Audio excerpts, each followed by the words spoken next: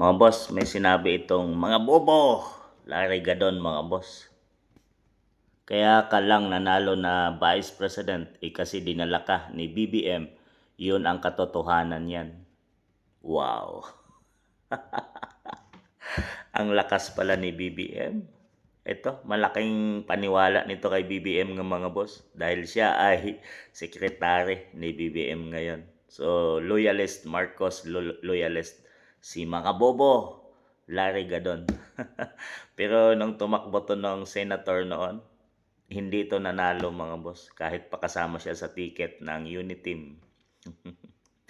Talagang ang lakas pala ni Marcos na kung wala daw si BBM ay hindi manalong Vice President si BP Inday Sara. Dinala lang ni BBM.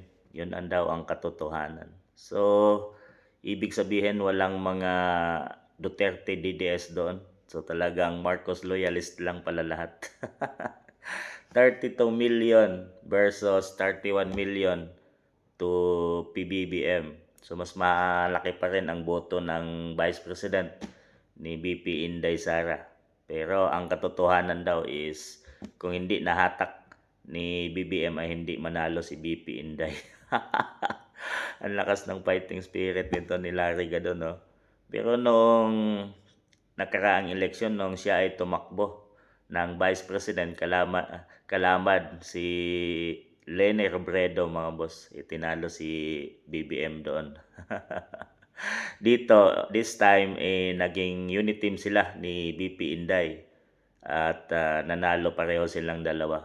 Pero nang dahil kay BBM daw, sabi ni mga bobo.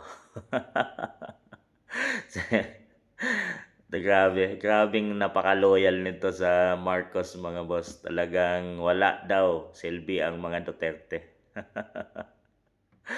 Tingnan nga natin sa sunod election kung magiging pangulo to at kung sino ang tatakbo sa BBM side na itatapat nila bilang pangulo dito kay BP Inday.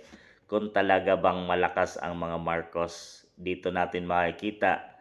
Sana wag na nila kasuhan ng kasuhan. Kung gusto nila ng tunay na laban, itapat nila sa 2028 kay BP Inday Sara at mamamayang Pilipino na ang magusga. Mga bobo, Larry Gadon, tingnan natin kung yan bang sinasabi mo na nahatak at dinala lang ni BBM si BP Inday Sara ay magiging katotohanan. Tingnan natin sa 2028, huwag kayong kaso ng kaso kay BP Inday at lumaban kayo ng patas. Dito natin makikita kung sino ba talaga ang iboboto ng taong bayan, Duterte or Marcos.